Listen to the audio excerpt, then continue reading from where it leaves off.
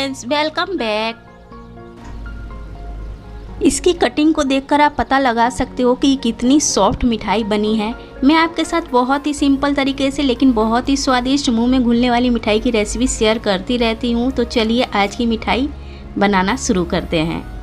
तो इसे बनाने के लिए मैंने यहाँ पर ले ली है कढ़ाई में डाल देना है 1.5 कप बेसन। तो बेसन ना आपको मोटा या पतला कुछ भी आप ले सकते हो, कोई दिक्कत नहीं है।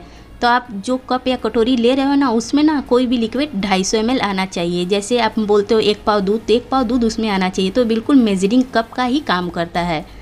तो यहाँ पर 1.5 कप बेसन डाला और डाल दिया 4 चम्मच घी। आप जिस चम्मच से चावल वगैरह खाते हो वही चम्मच से आपको 4 चम्मच घी लेना है और इसे में बहुत अच्छी तरह से मोइन लगा देना है। तो फिर हमने जितना घी लिया है ना, उतना ही हमें ले लेना है दूध।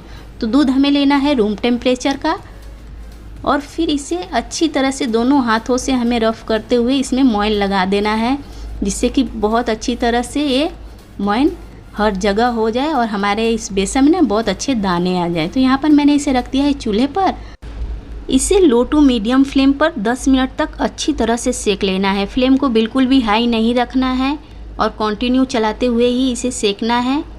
हाई फ्लेम पर ये सीखते नहीं हैं, ये जल जाते हैं तो इसका टेस्ट बहुत बुरा आता है।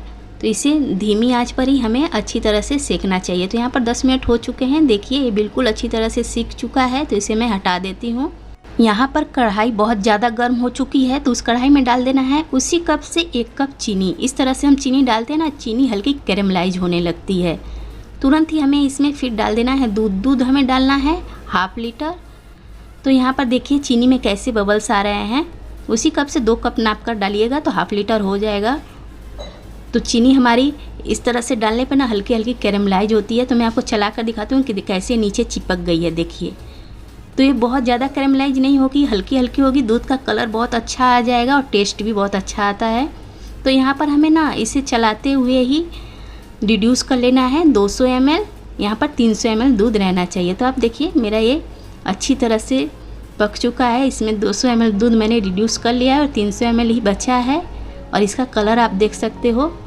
तो इस तरह से हमारी मिठाई में टेस्ट बहुत अच्छा आता है, कलर भी आता है, टेस्ट भी। तो यहाँ पर हम डाल देंगे 1/2 चम्मच इलायची पाउडर और 1 पिंच हम डालेंगे येलो लेमन फूड कलर। तो यहाँ पर देखिए इन सबको अच्छी तरह से कर लिया मिक्स। अब इसमें हम डाल देंगे अपने भुने हुए बेसन को।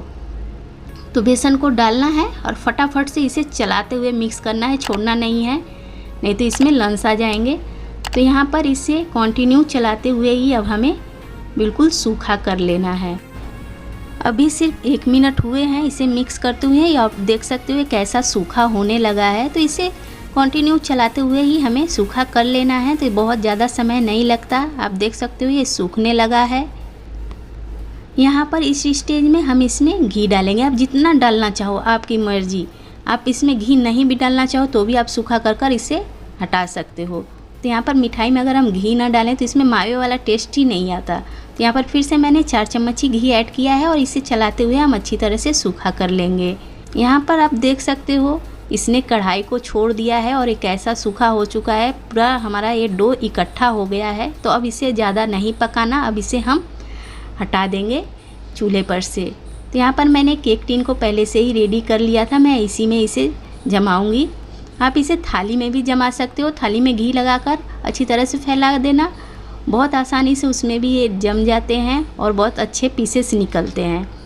तो यहाँ पर पैरचूला से मैं इसे अच्छी तरह से फैला दे रही हूँ।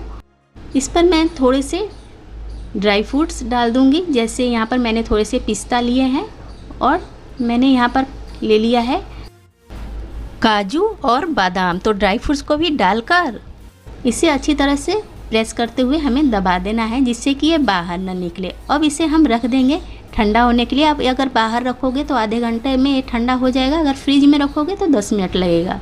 तो मैंने इसे रख दिया था फ्रिज में ही ठंडा होने के लिए, सिर्फ 10 मिनट लगे हैं और अच्छी तरह से ठंडा हो चुका है। तो इसकी कटिंग को आप देख सकते हो कितनी अच्छी तरह से कट हो रहा है।